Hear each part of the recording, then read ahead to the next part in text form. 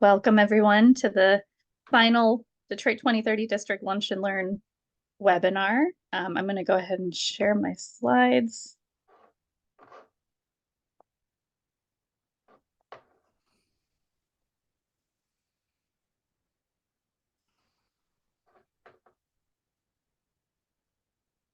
Okay, can everybody see my slides?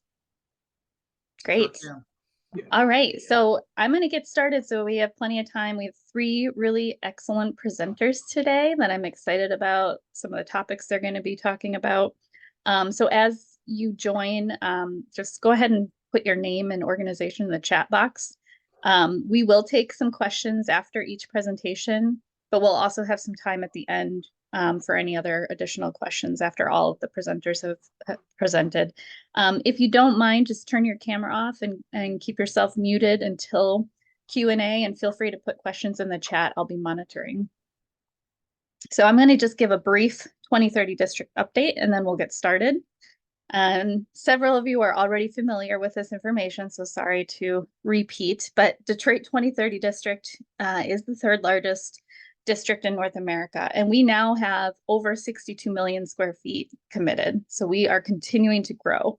We're part of a national network of 2030 districts. These are just some of the other major cities across the US. We have 3 districts in Michigan: Ann Arbor, Grand Rapids, and Detroit. And I don't know if I'm allowed to say this, but I think I am. There's a lot of effort being made currently to get a Lansing 2030 district started as well. So what are we aiming for? We focus on reducing carbon emissions in our city from transportation and from our buildings. So that includes building, energy, and water. And last year we hosted the 2030 Network Summit in Detroit, and I think several of you participated in our events. And I guess that was last year. And during that time, the 2030 Network decided to establish a new goal. So accelerating to zero beyond 2030. So the 2030 Network provides critical leadership and resources to reduce emissions in the entire built environment by 50 to 65% by 2030, with the goal of reaching zero emissions by 2040. So that new goal was established at the Detroit Summit. So accelerating to zero emissions, what does that mean? What are we talking about? So we focus a lot on energy efficiency, but some of the other work that we do with our building members includes the topic of electrification, clean grids, reduced embodied emissions. We're going to hear about that a lot today. And also advocating for building codes and policies. So we have 3 different types of members. We have building members. So those are the property owners and managers that join our program. And we have professional stakeholders. So those are the companies that support us financially, such as the 3 companies that our presenters are presenting from today. And we are really thankful for the support of our professional stakeholders. And then we have community stakeholders. So those are other nonprofit organizations, environmental nonprofits in Detroit that we partner with. We are about to launch or release our annual report. I'm sorry, our biannual report shortly. So these numbers have been updated, but we now have over 62 million square feet enrolled in our program. We have 493 buildings, so we're getting close to that 500 mark.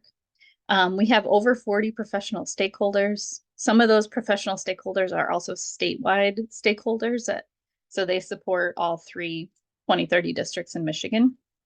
And we have over 40 community stakeholders as well.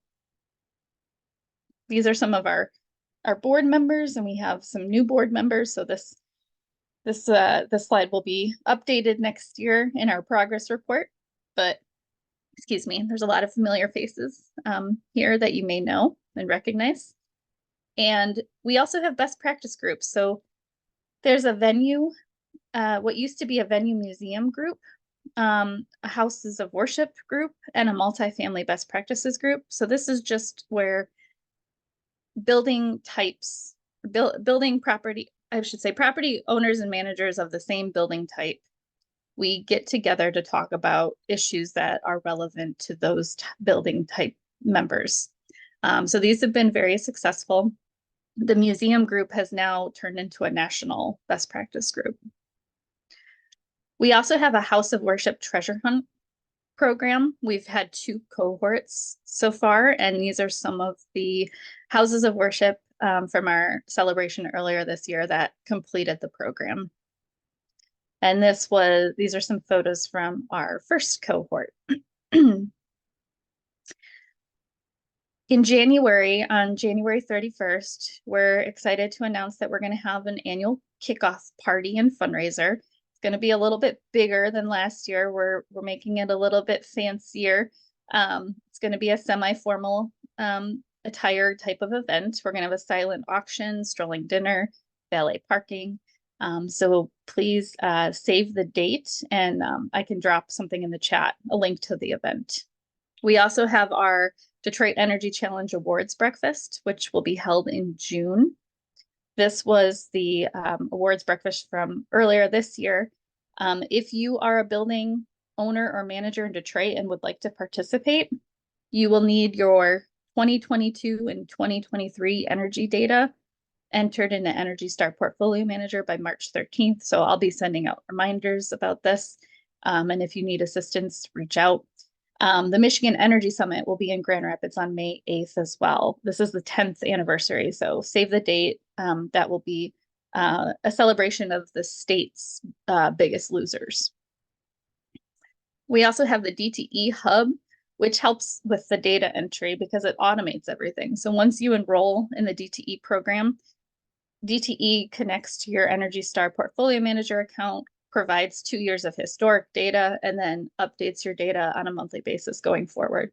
So this is a great program that we're able to help with.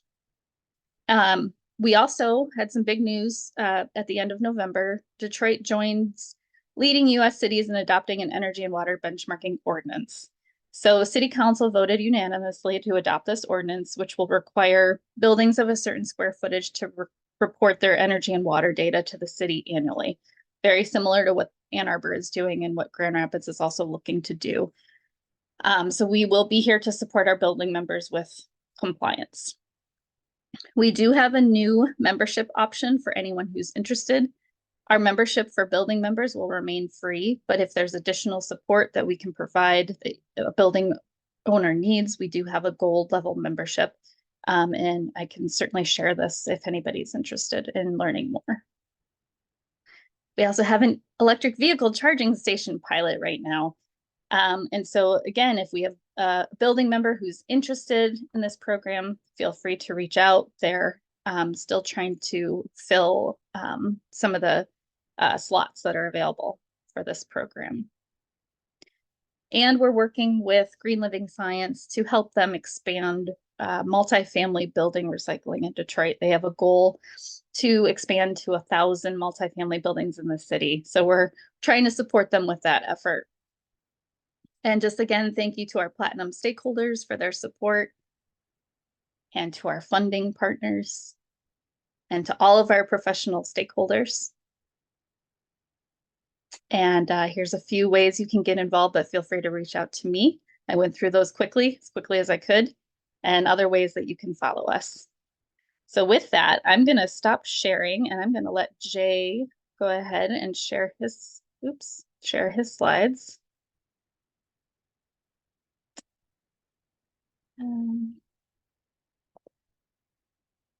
There we go.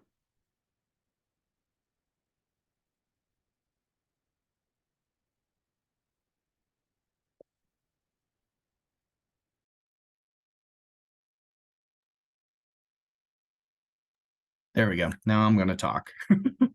As was alluded to, we're going to be spending a bit of time kind of wrapping our heads around embodied carbon in the general sense. And then we're going to get to hear about the ways it's being kind of implemented through preservation next. I think Megan is going to be speaking, or excuse me, Rachel is going to be speaking about that after I wrap up. So just to kind of get our heads around it, title screen here, I think we all have a good handle on this piece, the operational carbon being essentially the what happens when you turn the switch on in any building when you run your car, that's not an awesome electric or anything along those lines, but it is the use phase of carbon emissions.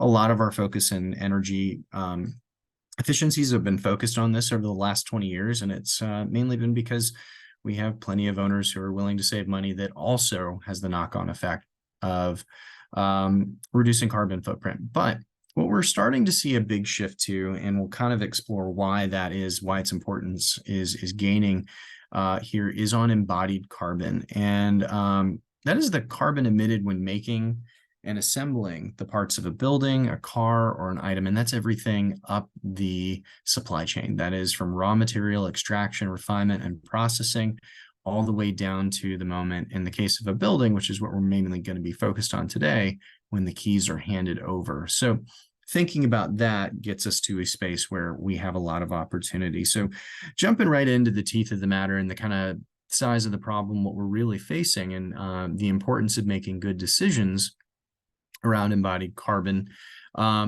is the 2 trillion square feet of new and renovation construction that's going to take place over the next 35 years. Now, 35 years is an important figure because that puts us right at the IPCC, right up to it, not quite, the IPCC's number or date for when we need to basically have peaked in carbon emissions to keep things under 2 degrees Celsius. Honestly, we need to peak well before that, as many of you likely know, but it is kind of the moment where if we don't get it right by then, things kind of start to go off the map, as many of you are aware. To put it in perspective, though, 2 trillion square feet is the equivalent of constructing all of New York, even including Staten Island, every 35 days for the next 35 years.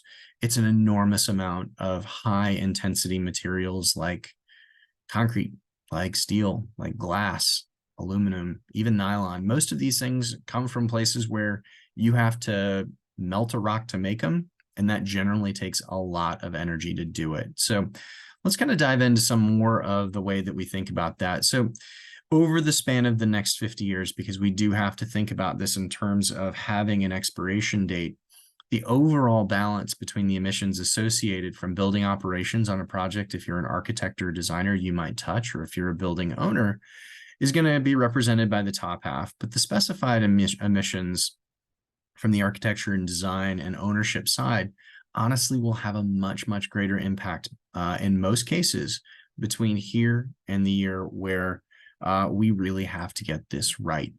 As we kind of look at it, the general survey of global greenhouse gas emissions in any given year, what you'll notice is that building operations is a really substantial portion of that. And that's all the buildings in all the world with all of their energy usage. Yeah, certainly a meaningful part of it.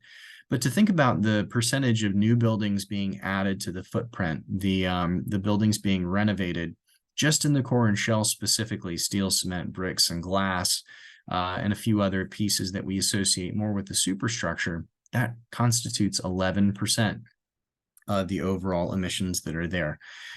I feel like this is a really important piece to touch on as well, because within industry, this number starts to bleed over, because that would include the infrastructure, the HVAC, the lighting, the equipment, interiors pieces that are all involved in putting one of your structures together. So this is actually outsized, but it's a little slippery and harder to measure based on making all of the things that our buildings are designed for.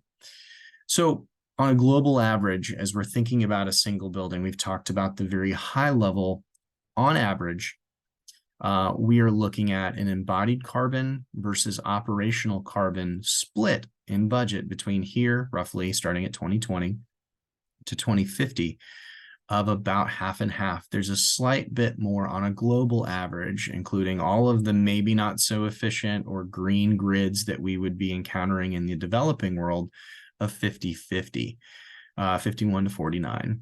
But if we're thinking about folks who are already committed to really smart design architecture, tight buildings that are well insulated, and persistently greening of the grid, most of that is going to be taken out of the percentage you would see with operational carbon. This is actually more or less based around what code looks like in most of the Western and developed world. So what I feel like is really important to focus on here is that as operational carbon becomes more sustainable, the power coming out of the DTE wires for many of you gets more balanced with its renewable portfolio. The embodied carbon, which is usually heavy industry and requires burning things to get to that high temperature to melt the rocks, you're essentially going to be looking at more emphasis and more importance on embodied carbon. This kind of demonstrates as well that as we get closer and closer to the dates set, with 2050 being the one where we really need to get it right, operational has less time to catch up to the overall footprint as it stands today in embodied carbon. And then lastly, to kind of sum all of that up within the building materials versus building operations, for all of those buildings that will be built or renovated between here and 2050, the total impact, and this gets closer and closer and closer with the projections we have today, puts the balance at anything that we have a chance to essentially influence between here and 2050. 90% of the carbon emissions are going to be associated with the building materials, operations only accounting for the remaining 10%.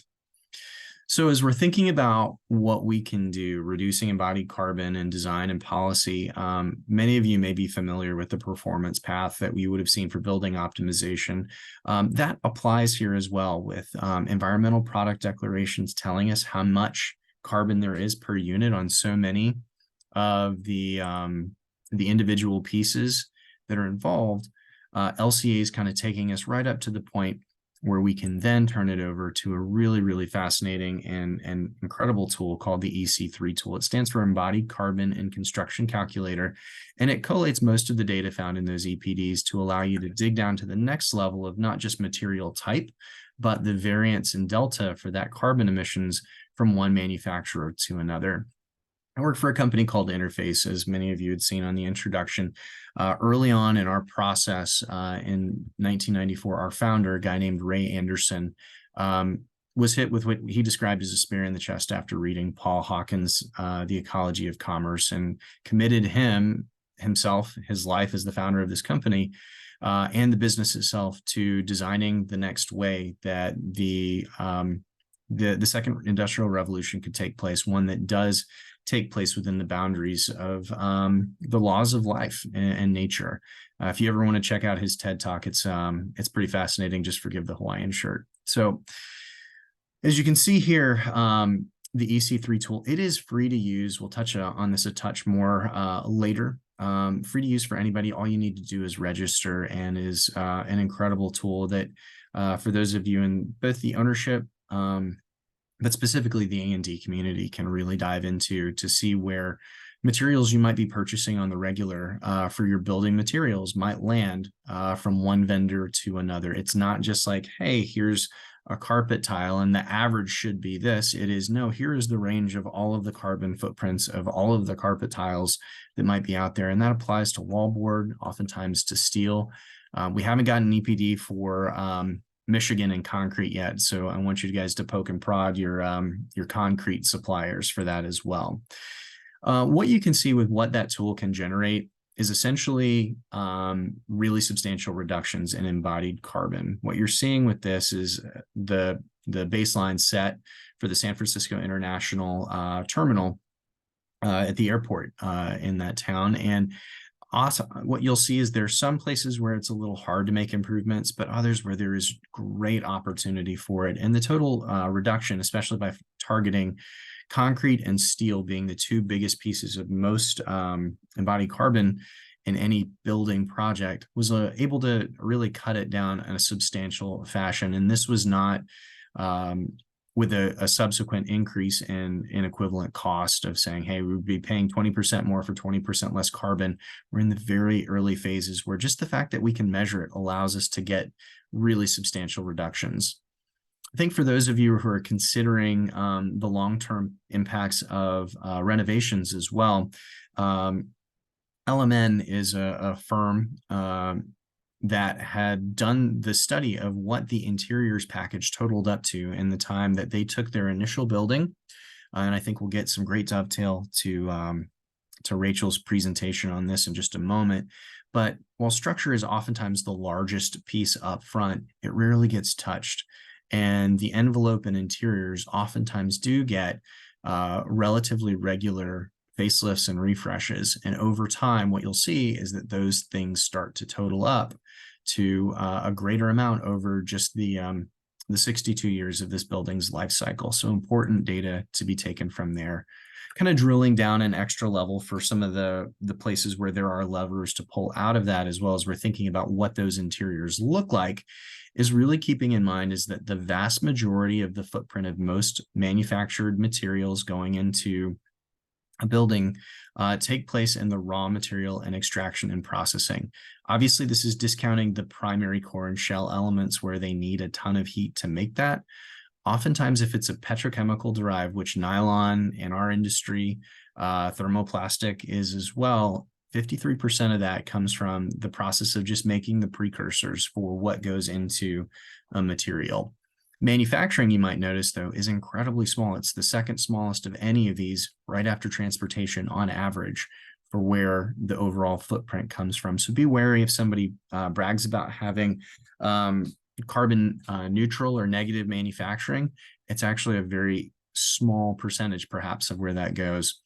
What you can do to kind of eliminate a lot of that 53% impact, as you can see, is looking for higher recycled content. There will be a direct relationship between industrial or post-consumer content in a product as to whether or not it has a high or low carbon footprint. The more you can avoid that use phase and use the material that has already been processed and reclaimed. We oftentimes rely heavily on fishing nets that have lived a previous life and find their way back into our supply chain to reduce a substantial amount of that as well.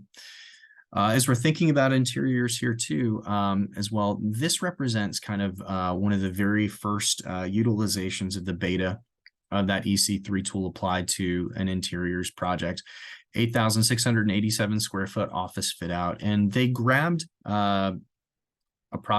this project off of the shelf that represented something from before the tool where they were not able to use this information and data, and controlling for price, controlling for performance, aesthetic, and availability, primarily the four categories that typically are evaluated in making a specification decision, controlling for all of those, and simply then considering which has the lower carbon footprint available in all of these categories, we were able to realize a 43% reduction basically for free. And to me, this reminds me a lot of the early days of the fit out world, where all you were doing was changing light bulbs and faucets for lower flow, to see incredible returns on the overall energy efficiencies in operating buildings. We're kind of in that space where those first easy steps to do can be taken and really make substantial differences in how this ends up working.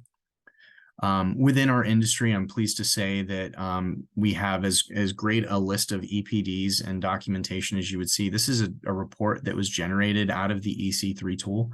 And I'm really proud that our head start in the mid-90s of thinking about how our business impacts the environment has given us a head start on reducing the gross carbon impact, the embodied carbon impact that you see in our product here, reflected in being industry leading for most of the specifications on average that we see here.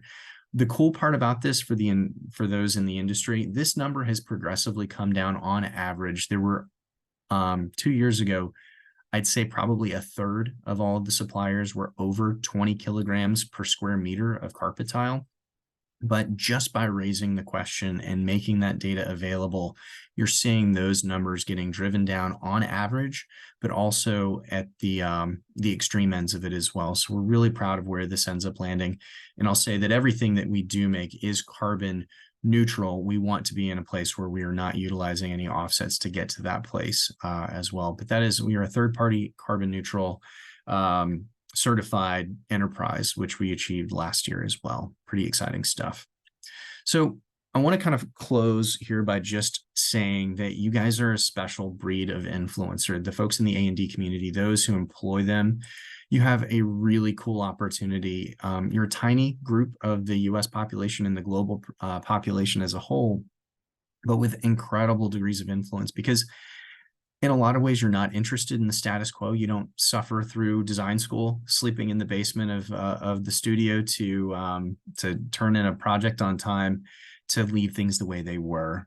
You tend to want to improve. You have an altruistic tendency as far as how that goes, and you get to spend vast sums of other people's money with the ability to influence, as we saw, up to 39% of yearly greenhouse gas emissions, thinking that at least most of the buildings out there today will have been built or renovated between here and 2050.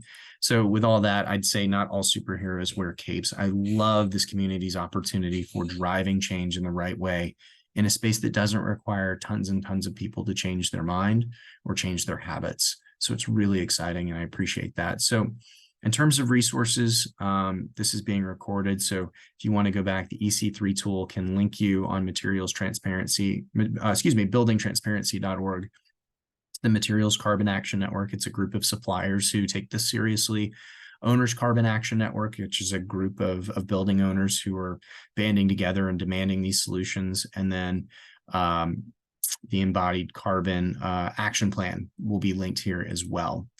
For those who are interior designers, the Climate Toolkit for interior design gives you lots more tools to play with at every stage of the building process. There's the choose this, not that kind of tool and the Carbon Smart Materials palette. And then lastly, we've got a couple books that I feel like are great places to start with: Build Beyond Zero and Drawdown, for thinking about carbon storing enterprises, both in architecture and buildings, but also in society as a whole. The new Carbon Smart Architecture is another great book to consider for this one as well. But that does it for me. I think, okay, I went 1 minute long. I apologize. Thank you all. I'm going to hand it off from here. Thank you so much, Jay. Yeah. Those resources are really great too, because I definitely want to refer back to some of those things that I wasn't familiar with. So thank you. Good. Thank you. I don't see any questions in the chat right now. That doesn't mean they're not going to come up late at the end of the webinar. So I'm going to shift over to Rachel, and she's going to be presenting on a couple project examples. Yeah, thank you, Kendall, and thank you, Jay. As he was presenting, I was like, I'm so glad he's presenting before me, because everything ties in, and you might see actually a couple of the same graphics possibly, but it'll help reinforce, I think, the idea. Great minds. That's what I'm saying. Great minds. Thank you. That's awesome. No, I think it's going to really help. I know when I was first learning about a lot of this stuff, like reiterating it and getting to see it over and over again always helps. So I'm going to attempt to share my screen. It might take me 1 minute. Sorry. Let's see. All right. Can you guys, oh, no, I have to press the share button. All right. Can you guys see the PowerPoint? Yes. Okay. Thank you. So yes, hi, my name is Rachel Pisano. I am a designer at Quinn Evans Architecture Firm, which is based in Detroit, Michigan, here in Midtown, actually, in Detroit. And really excited to get to talk to you today about just some high-level approaches to how preservation can really help impact our carbon emissions through embodied carbon process. And so I have 3 fairly high-level examples of how we've approached this in the past, but also hoping to dive in a little bit to also explaining what embodied carbon is and how important it is to talk about. And I'll just give you a quick overview. So Jay mentioned, not all superheroes wear capes. I don't think I would consider us all superheroes, but we definitely have so much power in the architecture industry and how we impact our built environment and our planet in the future. And so just to tell you a little bit about Quinn Evans in general, we have a main focus in preservation, but we touch 4 practice areas in general. We cover living, learning, cultural, and heritage. So living having anything to do with multifamily housing, single family housing, multi-use buildings that impact where people live, learning facilities, everything from higher education to elementary schools to just worker spaces and co-working. Cultural projects is anything covering museums and kind of just the cultural area of every area of a place. We do a lot of historic landscape reports as well at Quinn Evans, which is actually looking at our overall impact of a landscape, not just buildings, and just how that impacts community and how we can preserve those histories. And then heritage is also kind of more of our typical what you think of when you think of preservation. You know, our historically registered buildings, how are we preserving those? We are a woman-owned firm. We're really proud of that fact and just love to see the leadership growing within our own firm and beyond. I'm currently, as I mentioned, in the Detroit office. We have 6 offices across the country. Ann Arbor as well as one of our main original offices, Washington, D.C., Richmond, Virginia, Baltimore, Maryland, and Madison, Wisconsin. And we like to kind of just frame ourselves that we are collective. We love to collaborate with our actual user groups in order to create lasting impact in our communities. And we do that through sustainability, diversity, and compassion. So I know that was super quick overview. And look at that. Here's the infamous pie chart that we see all over from Architecture 2030, but it really does help emphasize how much of an impact we have on our built environment through buildings. And so as Jay mentioned earlier, 28% of the carbon emissions are coming from building operations. So the day-to-day use and energy coming from all it takes to operate a building. And where we're focusing on in this conversation, as Jay mentioned, is that embodied portion. So things that, you know, it takes to extract materials and use those materials within the building and construction process, as well as transportation and things like that. And so you'll see that that makes up 11% of that kind of 39-ish chunk of carbon emissions.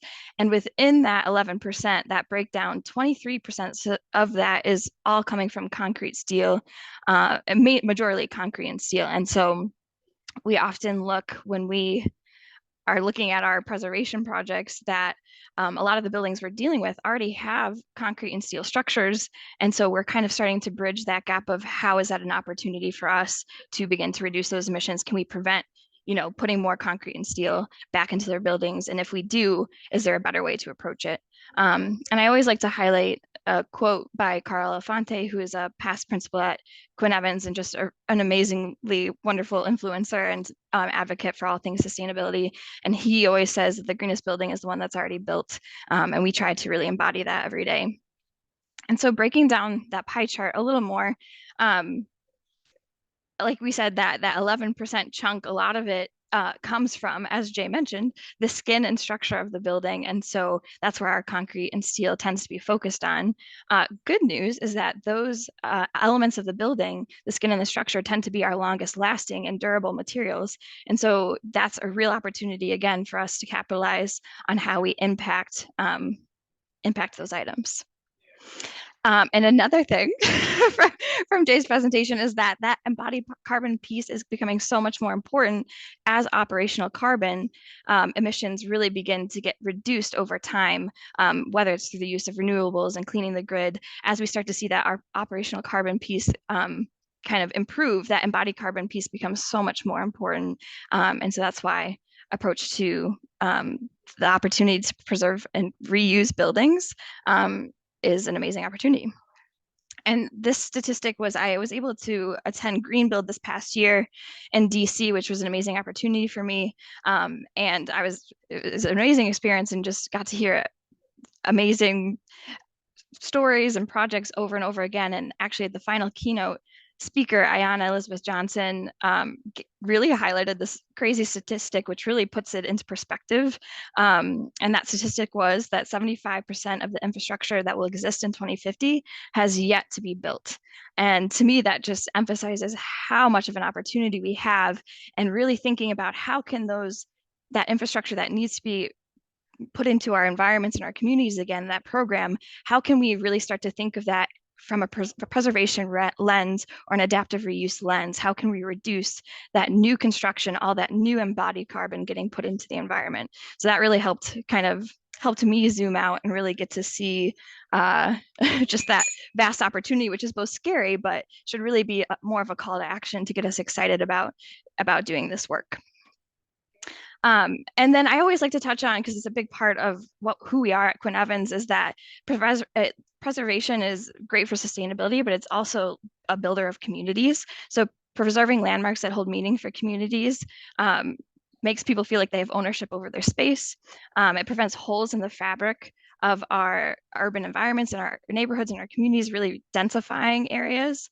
And it brings people together in spaces that allow them to tell their story and how they interact with those spaces. So it's much more beyond just our planet and our buildings, but it's how we as people interact with those buildings. And the more buy-in and excitement and ownership people feel over their spaces, the more they're going to want to really make it a healthy, a sustainable, and really impactful environment. So really getting community buy-in is something we try really hard to work in collaboration with our owners and our clients to get that buy-in and really move things to be the best that they can be.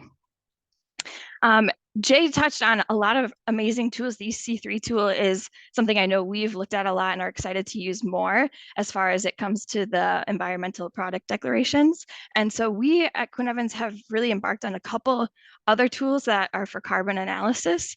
And again, these are also all free and available to the public. And I don't have a ton of time to dig in super deep to each one, but just wanted to highlight that they're out there and they each can do a little bit of a different thing as it approaches how you're looking and analyzing carbon emissions within your buildings. And so we use each of these oftentimes in the schematic or earlier phases of a design process to really begin to dig in and see what moves we make and how those affect the carbon input of a building. So the CARE tool is a tool that actually gives you the carbon footprint comparison of first, like showing you if you did nothing to a building, to improving the existing conditions versus building new. So it kind of gives you 3 separate scenarios. The EPIC tool allows you to create different scenarios and adjust kind of more aspects of the building. So you can look at, percentage of structural reuse, and it allows you to start to toggle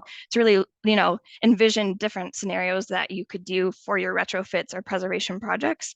And Build Carbon Neutral is a really bare bones tool, but it's one that we use in all of our Project 2030 reporting that we do for through the AIA. And we were really proud that last year, 100% of our projects that we submitted for 2030 used the Build Carbon Neutral tool just to analyze what is that embodied carbon that we are contributing through this project. And not every project was amazing, but it helped us really look at each project and see, oh, this is where we can improve. Just having the data is such a big part of that first step. And so I know that was very quick and there's so much more we could dive into on those, but these are 3 that we really like to use. And I have contact information at the end if anyone wants to follow up or learn more. So now I'm just going to dive in quickly to 3 really broad case studies of projects that we've done within the Detroit area. And we have so many more beyond, but really wanted to highlight these 3 because they're really close to home. The first one is the Plaza building, and I'm sure some of you have probably seen it, especially if you're in the area. It's that big mid-century modern building right on Woodward Avenue. And this was a project we were able to do an analysis and a retrofit in 2016. And so it's a classic, iconic example of mid-century modern building design. It was originally designed as an office building. And this was actually on the left-hand image, the right-hand image is the vision of what the complex was thought to be, the full master plan of it. And on the right, on the left side, you can see what was actually realized. It was just one of those towers. And it's an office tower that has, as many of our mid-century modern buildings do, a lot of concrete and a lot of steel. And so looking at this as a major opportunity for reusing that instead of knocking down the whole building and having to add all of that new concrete and steel that contributes to embodied carbon was a big opportunity for us. So we did a lot of analysis about the opportunities and kind of in the early stages of design, looked at those different options or approaches we could take to the building.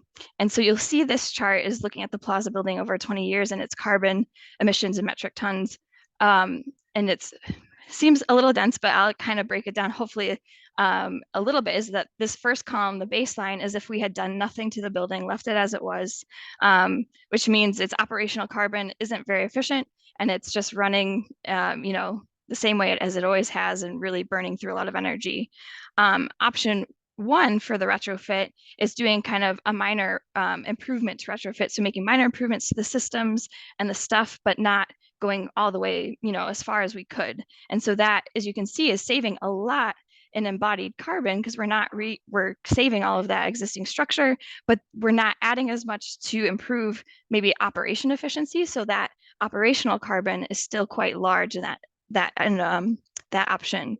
Option 2 is a major deep energy retrofit where you'll see we're adding slightly more embodied carbon in this, but in the long run, because we're adding all those additional systems to create an even more efficient building, that operational carbon gets reduced in a major way. And then option 3 here is showing if you demolish the building and created it a full new building, and you're seeing that embodied carbon piece is so much larger because you're bringing in all that new material. And you'll see that the operational carbon might be the same as if we did the deep energy retrofit, because you're able to, improve those systems to that same level. But because you're demoing the building, having to bring all the new materials, that's where it really increases that carbon emissions output because of all those new materials you're bringing in. So we kind of like to highlight this idea of the deep energy retrofit is a really sweet spot for a lot of our projects, especially mid-century modern projects that have a lot of that steel and concrete in them. And so here, this project was really emphasis on looking at the building envelope and increasing efficiency. And so we did a curtain wall replacement, but kept majority all the structure. And so that's where that kind of embodied carbon emission savings comes in. Quickly, I know I might be going a little over time here. The Garfield building is also in the Midtown area, actually very close to where our office is located. And it was sitting for a long time, kind of empty. And the opportunity came for a client who wanted to create mixed use space, so both apartments and condos and businesses. And so was able to save a lot of that structure, again, a lot of that existing material, which really helped in that beneficial process of reducing carbon emissions. But this was an amazing opportunity for us to highlight how you can incorporate renewables into a historic project. And I think a lot of clients get really nervous about that opportunity, and it's like, oh, it's going to be so hard and so expensive.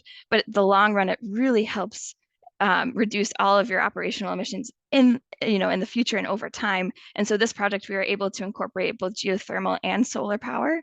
And so it was just really an exciting example of getting to see both that embodied story and the operational story in tandem, as well as kind of a catalyst for the block in Midtown that it's on. I don't know if people are familiar with where Garfield is between Woodward and John R., but there's also now a new construction building, Sugar Hill, right next to it. And it's really become a more lively block due to this project. And then quickly, I'll move on to our final quick case study is the Michigan Central Station project. We are really lucky to be able to be a big part of this story, and beyond being, a cultural icon, and so holds so much meaning for the city of Detroit, because we were able to help save it with Ford and their vision at Michigan Central to really reuse this building. We avoided a lot of carbon reduction, or a lot of carbon emissions, excuse me. And so this story is exciting because although the majority of our structure was able to be saved, the one piece of the story I like to highlight, and I'll do so quickly, is kind of that concrete story. So although our concrete slabs were able to be maintained to a certain level, a lot of it did need to be reinforced.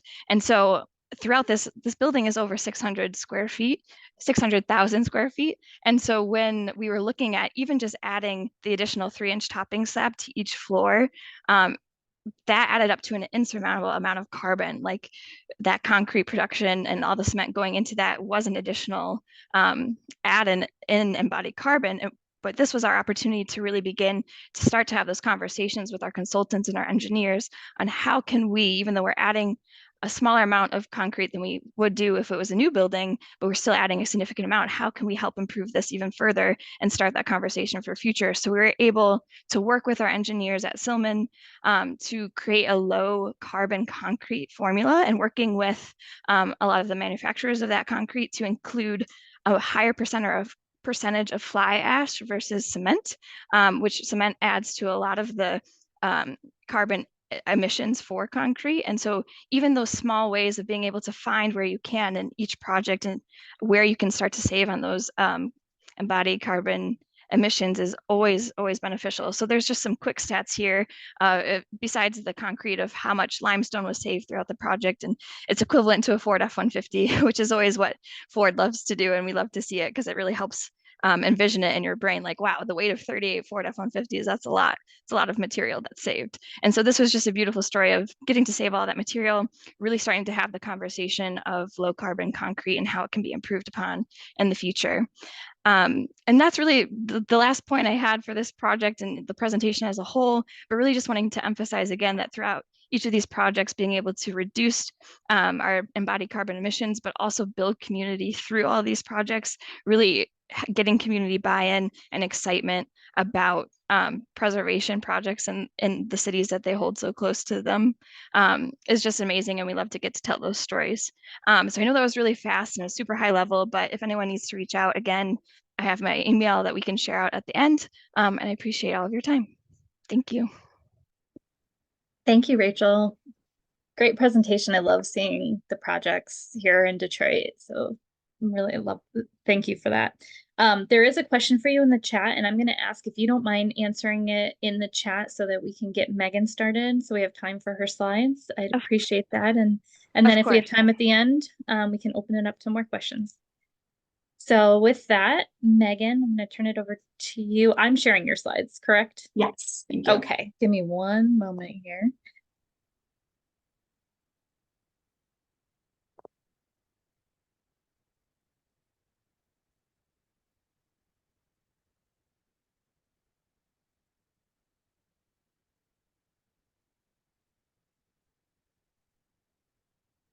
Okay.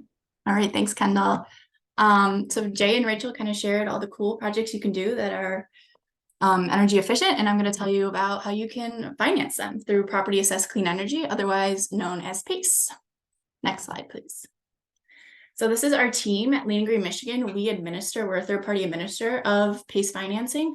We have Mary Freeman, who is our owner and our head of outreach, Todd Williams, our president and general counsel, John Wiley is our associate counsel, and then myself, I'm Megan Ross, and I do the communications and business associates. So a little bit about us and PACE. So PACE was established by the Michigan Property Assessed Clean Energy Act back in 2010. And Lean & Green, Michigan is a public-private partnership, and we started in 2012. And we currently serve 58 counties, cities, and townships within Michigan. And we comprise over 75% of Michiganders. So to your right, here's our map, and that's all the jurisdictions we serve. Next slide. So the problem. Energy efficiency and water efficiency and renewable energy projects tend to be really expensive, and traditional financing tools usually require upfront capital investment with the slow long-term payback. So it provides little incentive for business owners to undertake these kinds of projects. Next slide. And so the solution is PACE financing. So PACE financing allows property owners to voluntarily enter into a special assessment agreement, and that can be repaid over a period of 25 years. So this benefits local governments. They get a free economic development tool. Property owners get 100% upfront financing and a fixed interest rate. And PACE lenders get the security of a property lien created by the special assessment itself. So here are some other benefits to PACE financing. This graphic shows that the savings you get by using PACE financing often outweigh the repayment of the loan. Again, 100% upfront financing, 25% loan to value ratio. So if your property value is $1 million, you can get up to $250,000 in loan, and so on and so forth. Again, the fixed interest rates, the long-term loans, we usually see them between 20 to 25 years, and the loans run with the land. So if you were to sell your property, you don't take the loan with you. You don't have to repay that if you do sell your property, usually. So it stays with the land. Next slide. So qualified properties. We only do commercial PACE, so no residential, only commercial. So a lot of times we see commercial and industrial projects such as hotels, hospitals, restaurants, office buildings, factories, senior livings, and then multifamily housing, which we qualify as it has to have 4 or more units, and we can qualify both market rate and low income apartment buildings. We also see agriculture, farms, wineries, and then of course nonprofits. We see houses of worship, private schools, cooperatives, and more.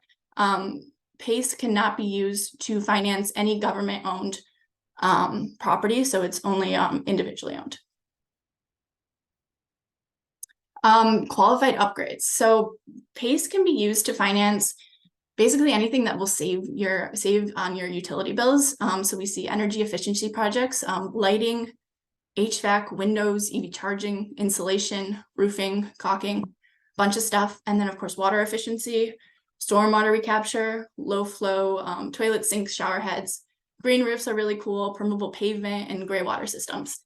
And then we have renewable energy projects such as solar roofs, wind energy, geothermal, CHP, and more. So there's a look at some of our market data. So since 2015, PACE has been used to finance 73 projects within Michigan, and that has equated to a $256 million private investment.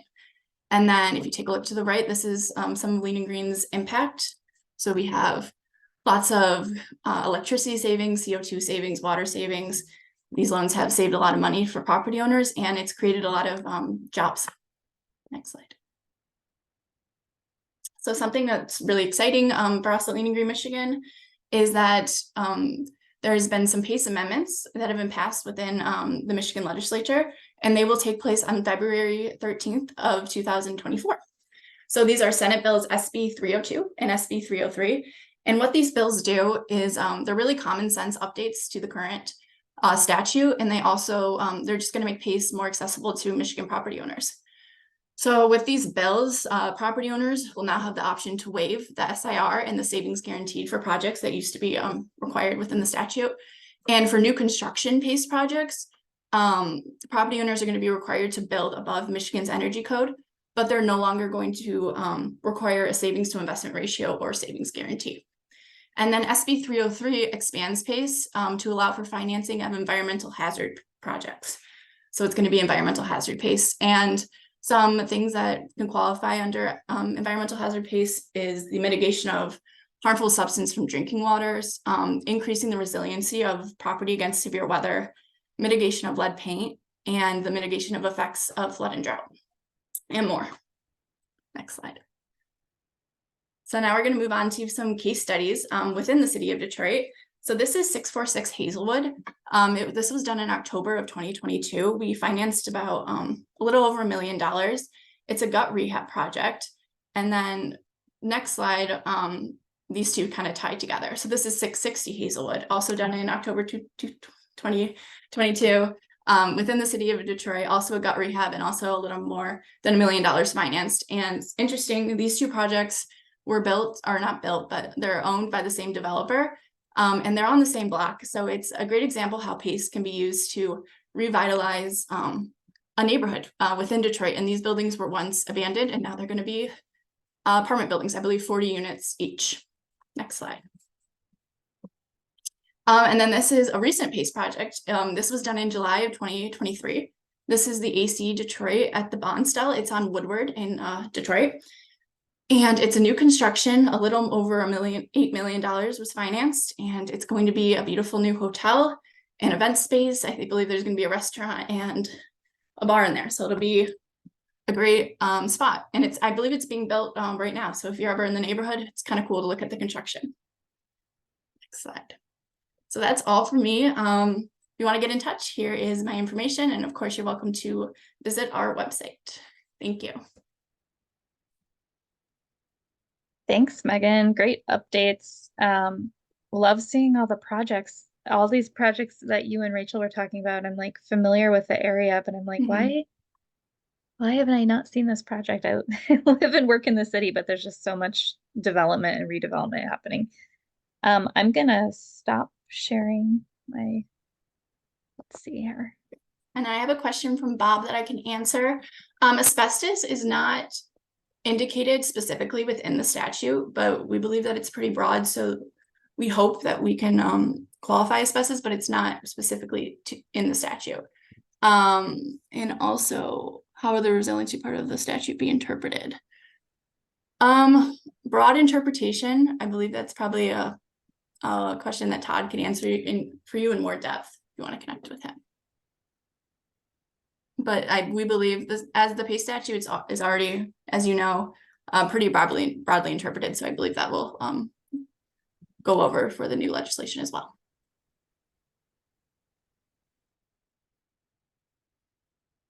So we have 3 minutes left before 1 o'clock. So if you want, feel free to turn your camera on, raise your hand, any questions for any of the 3 presenters. And if not, we can wrap up. But again, just wanted to say thank you so much to the presenters today and for the information that they brought us. And Ken, you have a question? Yes, I believe this is for Rachel. You were saying that what was the percentages from 2030 of of usage now it's going to be so much different. You gave a percentage. Oh, at the beginning. So that stat is that 70% of the infrastructure that will exist in 2050 has yet to be built. That's what I needed. So Right. it's a little, it sounds a little convoluted, but it's basically that there's so much opportunity for the future construction to happen is how can we start to think of some of those projects being adaptive reuse or preservation projects. Okay, one more time. Say that one more time for me, please. Yeah, and I can send you a follow up with you an email too if you want to put it in the chat. But I'll say it one more time. It's so 75% of the infrastructure that will exist in 2050 has yet to be built. And I can, yeah, if you put your email or contact in the chat, I can definitely follow up with you. Rachel, I have another question for you too. The slide you showed on the Plaza building, it's option 1 versus option 2 with the EUI savings. Yeah. How did you guys go about assessing the percentage savings and I guess the best option to pick from there? Percentage savings as far as cost or percentage savings is emissions? Well, I guess, you said option 2 is the retrofit with the 70% EUI savings. Is that just because like the funds were available or was it not a money concern? So, and maybe, I don't know if Alexis is still on. She, I know, was involved maybe more in this project specifically, but I know we did the analysis as kind of, again, a more schematic design analysis. So we were kind of assessing, all the possibilities as, if we did this and we had every opportunity available, this is what we could accomplish. And so you really were able to utilize that as a tool to help have those conversations with clients. And so it was more theoretically at the beginning, and then really helped us dive into what could be achieved and kind of do those alternative comparisons in more detail. Alexis, I don't know if you have more specific information on that. Yeah, no, you answered that pretty closely. Correct. It was the analysis and comparison was done early on in the project when the client was trying to make a decision about what they wanted, what kind of investment they wanted to make, and what that kind of cost benefit was going to be to them from an energy standpoint and a carbon standpoint. It was just a tool that would help them kind of see big picture comparisons and sort of help guide which direction and decision making they wanted to take with the project and how deep of a retrofit they wanted to partake. Thank you.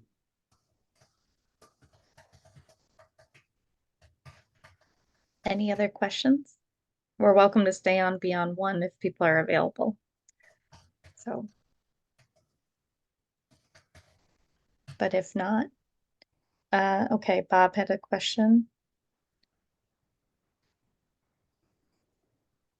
Please confirm if the transportation of the site is part of the embodied carbon analysis. Okay. Sorry, it took me a minute to read and process.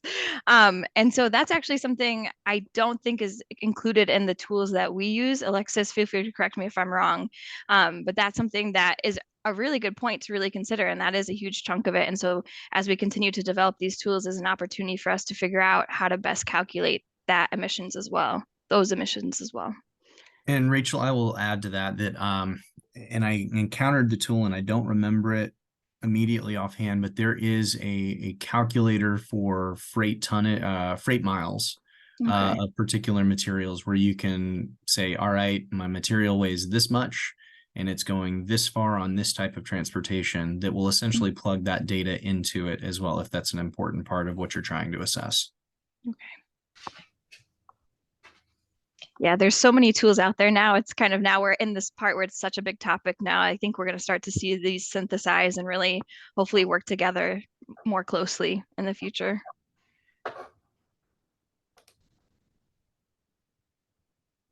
All right. Well, thank you, everybody. Have a happy holidays, everyone. Happy New Year.